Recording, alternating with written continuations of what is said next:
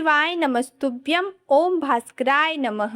प्रिय श्रोताओं, जब भी प्रदोष का व्रत रविवार के दिन आता है तो यह केवल एक तिथि नहीं बल्कि भगवान शिव की असीम कृपा प्राप्त करने का अद्भुत दिन होता है। शास्त्रों में बताया गया है कि जब भी प्रदोष का व्रत रविवार के दिन पड़ता है तो उसे रवि प्रदोष व्रत कहा जाता है और यह व्रत विशेष रूप से भगवान शिव और भगवान सूर्यदेव दोनों की संयुक्त कृपा प्राप्त करने वाला अवसर होता है। और इस बार आषाढ़ मास के कृष्ण पक्ष का प्रदोष का व्रत रविवार के दिन आ रहा है, जो कि रवि प्रदोष का व्रत रहेगा। मान्यता है कि इस दिन प्रदोष का व्रत करने, कथा का श्रवण करने और शिव स्तुति करने से कुंडली में स्थित सूर्य दोष, पितृ दोष और कुंडली में स्थित अन्य ग्रह बाधाएं दूर होती हैं। इस दिन व्रत करने से भगवान शिव, जो देवों के देव स्वयं महादेव है, अपने भक्तों के सभी दुख, कष्ट और विघ्नों का नाश कर देते हैं। जो भी भक्त प्रदोष का व्रत करता है, कथा का श्रवण करता है और बस ओम नमः शिवाय मंत्र का भी जाप करता है, भगवान शिव उसकी सारी मनोकामनाएं पूर्ण करते हैं और उसके जीवन से सभी कष्ट दूर कर देते हैं। तो आइए प्रदोष कथा का श्रवण करते हैं। इस बार प्रदोष काल में पूजा का समय शाम 7:22 से लेकर 9:24 तक रहेगा। तो आइए हम सब उस पावन अवसर पर श्रद्धा और विश्वास के साथ रवि प्रदोष व्रत की कथा का श्रवण करते हैं। इससे पहले हम सभी भगवान शिव से हाथ जोड़कर प्रार्थना करते हैं। हे भोलेनाथ, आज व्रत, पूजा और कथा का श्रवण करते समय अगर हमसे कोई भूल हो जाए तो आप हमारी उस भूल को क्षमा करें और अपनी अनंत कृपा से हम सबके जीवन के समस्त रोग और ग्रह बाधाओं का नाश करें। एक समय नैमिषारण्य के पवित्र वन में 88,000 ऋषि मुनियों ने और 7 विराजमान शौनक ऋषियों ने मनुष्य के हित हेतु एक विशाल गोष्ठी का आयोजन किया। तभी व्यास जी के परम शिष्य पुराण वेता श्री सूत जी महाराज कीर्तन और भगवान का नाम जपते हुए वहां पधारे। शौनक सभी 88,000 ऋषि मुनियों ने सूत जी महाराज को दंडवत प्रणाम किया। महाराज सूत जी ने प्रेम भाव से उन सब ऋषियों को आशीर्वाद दिया और सब अपने आसन पर विराजमान हो गए। तभी 88,000 ऋषियों ने और 7 विराजमान महर्षि शौनक ने विनम्रता पूर्वक सूत जी महाराज से कहा, हे पूज्यवर महादेव, कृपा कर यह बताने का कष्ट कीजिए कि मंगल व्रत, कष्ट निवारक रवि प्रदोष का व्रत सर्वप्रथम किसने किया और उसे क्या फल प्राप्त हुआ। तभी सूत जी महाराज ने कहा, हे श्रेष्ठ ऋषियों, आप सभी ने अत्यंत कल्याणकारी प्रश्न किया है। आप सभी भगवान शिव के परम भक्त हैं। अब मैं आपको भगवान शिव के परम प्रिय प्रदोष व्रत का महत्व और इसकी पावन कथा सुनाता हूँ। इसे श्रद्धा पूर्वक सुनने मात्र से ही मनुष्य के अनेक जन्मों के पाप नष्ट हो जाते हैं और भगवान शिव की कृपा प्राप्त होती है। ध्यान पूर्वक सुनो। एक गांव में अति दीन ब्राह्मण अपने परिवार के साथ रहता था। वो बहुत ही निर्धन था। उसकी पत्नी भगवान शिव की परम भक्त थी और नियम से प्रदोष व्रत करती थी। उन ब्राह्मण दंपति के एक पुत्र भी था। एक दिन की बात है, उनका वह पुत्र एक पोटली लेकर गंगा स्नान के लिए गया, लेकिन दुर्भाग्यवश मार्ग में उसे चोरों ने घेर लिया और उसे पकड़कर कहने लगे कि अपने पिता के छुपे हुए धन के बारे में बता। तब वह ब्राह्मण पुत्र बड़े ही दुखी मन से बोला कि हमारे पास तो कोई धन नहीं है, हम तो बहुत गरीब हैं, हमारे पास भला धन कहाँ से आएगा। तब बालक की बात सुनकर वह चोर कहने लगे, तो बता तेरी इस पोटली में क्या बंधा हुआ है। तब बालक चोरों की बात सुनकर बिना डर के कहने लगा कि इस पोटली में तो मेरी माँ ने मेरे लिए रोटियां दी हैं। तब उन चोरों को उस बालक पर दया आ गई और उन्होंने मन में विचार किया कि यह तो बहुत ही निर्धन है, यह हमें क्या देगा। यह सोचकर चोरों ने उसे वहां से जाने दिया और वे चोर कहीं और चोरी और लूट की इच्छा से वहां से चल दिए। अब वह बालक वहां से चलते चलते एक नगर में जा पहुंचा। चलते चलते थकने के कारण वह एक बरगद के पेड़ के नीचे आराम करने लगा और बरगद की ठंडी छाया पाकर थकान के कारण उसे वहां नींद आ गई। तभी उस नगर के राजा के सिपाही चोरों की तलाश करते हुए उसी बरगद के पेड़ के यहाँ आ गए और उस अनजान बालक को अकेला वृक्ष के नीचे सोता देखकर सैनिकों ने उससे चोरों के विषय में पूछा। उसने उन्हें सत्य बता दिया कि किस प्रकार से उसे चोरों ने मार्ग में रोका और फिर कुछ न होने पर छोड़ दिया। उसकी इन बातों पर सिपाहियों को संदेह हुआ और उसे उन चोरों का साथी मानकर वो उसे बंदी बना राजा के दरबार में लेकर पहुँचे। और अपने सैनिकों की बात सुनकर राजा ने बिना उस बालक की बात पर ध्यान दिए उसे कारागार में बंद करने का आदेश दे दिया। उधर अपने पुत्र को शाम तक भी घर न आने पर उसकी माँ को अपने बेटे की बहुत चिंता सताने लगी। अब अगले दिन रवि प्रदोष का व्रत था। उस ब्राह्मणी ने नियम के अनुसार उस दिन व्रत रखा और भगवान शिव से मन ही मन अपने पुत्र के सकुशल घर लौटने की प्रार्थना की। भगवान भोलेनाथ सदा ही अपने भक्तों का कल्याण करते हैं।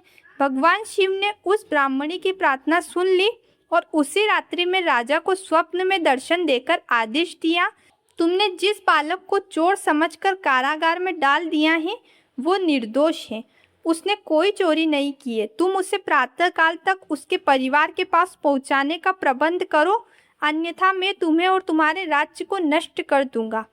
प्रातःकाल उठते ही राजा ने अपना स्वप्न अपने मंत्रियों को सुनाया और सैनिकों को आदेश दिया कि उस बालक को सम्मान के साथ राज दरबार में प्रस्तुत करें। राजा ने उस बालक को अपने वचनों से संतुष्ट किया और उसके परिवार के विषय में प्रश्न किया। जब उसने सारा वृतांत सुनाया तब राजा ने सिपाहियों को भेजा और उस बालक के माता पिता को भी वहां बुलाया। वे दोनों बहुत भयभीत हो गए। उन्हें लगा कि राजा उन्हें दंड देने वाला है। तब राजा ने उन दोनों को भयभीत देखकर कहा कि आप लोग डरिए मत, आपका बालक तो निर्दोष है। तब राजा ने ब्राह्मणों को उनके सुखमय जीवन के लिए 5 गांव दान में दिए, जिससे उनकी दरिद्रता दूर हो सके और वे सुखी जीवन जी सकें। भगवान भोलेनाथ के आशीर्वाद से उस ब्राह्मणी और उसका परिवार सुखमय जीवन व्यतीत करने लगा। अब आइए हम सभी मिलकर सूर्यदेव की कथा का भी श्रवण करें। एक गांव में एक बूढ़ी माई रहती थी। वह बहुत गरीब थी, लेकिन सूर्य भगवान की अनन्य भक्त थी। प्रतिदिन प्रातःकाल स्नान करके घर को गोबर से लीप कर भगवान सूर्यदेव के लिए भोग बनाती, उन्हें भोग लगाती और उसके बाद स्वयं भोजन करती। सूर्यदेव को जल अर्पित करती, दीप जलाती और श्रद्धा पूर्वक उनकी पूजा करती थी। बूढ़ी माई पूजा के लिए प्रतिदिन उसकी पड़ोसन के यहाँ से गोबर लाती थी और घर लीपकर भगवान की पूजा करती। ऐसा करते करते बहुत दिन बीत गए। अब जिस पड़ोसन के यहाँ से वह वृद्धा गोबर लाया करती थी, उसने विचार किया कि यह बूढ़ी माई प्रतिदिन मेरी गाय का गोबर ले जाती है। यह सोचकर उसने अपनी गाय को घर के अंदर ही बांध लिया और अब रोज वह अपनी गाय को घर के भीतर ही बांधने लगी। अब गोबर न मिलने से उस बूढ़ी माई ने न तो घर को गोबर से लिपा और न ही सूर्य देव को भोग लगाया और न ही खुद ने भोजन किया। सुबह से शाम और शाम से रात हो गई और वह बूढ़ी माई बिना कुछ खाए ही सो गई। रात में भगवान सूर्य देव उसके स्वप्न में आए और उसे भोजन न बनाने और भोग न लगाने का कारण पूछा। तब बूढ़ी माई ने बताया कि गोबर न मिलने से वह भोजन नहीं बना पाई और न ही उसने भोग लगाया। भगवान सूर्य देव ने उसकी भक्ति से प्रसन्न होकर कहा कि हे माँ, तुम्हें किसी के यहाँ गोबर लेने जाने की जरूरत नहीं है। मैं तुम्हें एक बहुत ही सुंदर गाय दूंगा, क्योंकि तुम रविवार को घर को गोबर से लीपकर फिर खाना बनाती हो, उसके बाद मुझे भोग लगाकर फिर खुद भोजन करती हो, इसलिए मैं आपसे प्रसन्न होकर यह वरदान देता हूँ। तब सपने में भगवान का यह वरदान पाकर जब बूढ़ी माई नींद से उठी और जैसे ही वह जागी, उसने देखा कि उसके आंगन में तो एक बहुत ही सुंदर गाय और बछड़ा बंधा हुआ है। गाय और बछड़े को देखकर वह बहुत खुश हुई और उसे बांधकर चारा डालने लगी। वह गाय प्रतिदिन दूध देती और उसके गोबर से बूढ़ी माई अपना आंगन लीपकर सूर्य भगवान की पूजा करती थी। जब पड़ोसन ने बूढ़ी माई के यहाँ गाय और एक सुंदर से बछड़े को देखा और सभी लोगों से उसे यह ज्ञात हुआ कि बूढ़ी माई की गाय गोबर में सोने के कण निकालती हैं, तो पड़ोसन के मन में भी लोभ जगा और अब वह रोज अपनी गाय का साधारण सा गोबर बूढ़ी माई के आंगन में डालती और सोने के कण वाला गोबर अपने घर लाने लगी। बूढ़ी माई बेचारी इस बात से बिल्कुल अनजान वैसे ही भक्ति के साथ भगवान सूर्य देव की पूजा करती थी। एक दिन सर्वव्यापी भगवान ने सोचा कि चालाक पड़ोसन की वजह से बूढ़ी माई ठगी जा रही है। तब भगवान ने अपनी माया से एक दिन बहुत तेज आंधी ला दी। आंधी की वजह से बूढ़ी माई ने अपनी गाय को घर के भीतर ही बांध दिया और देखा कि उसकी गाय सोने के कण देती है।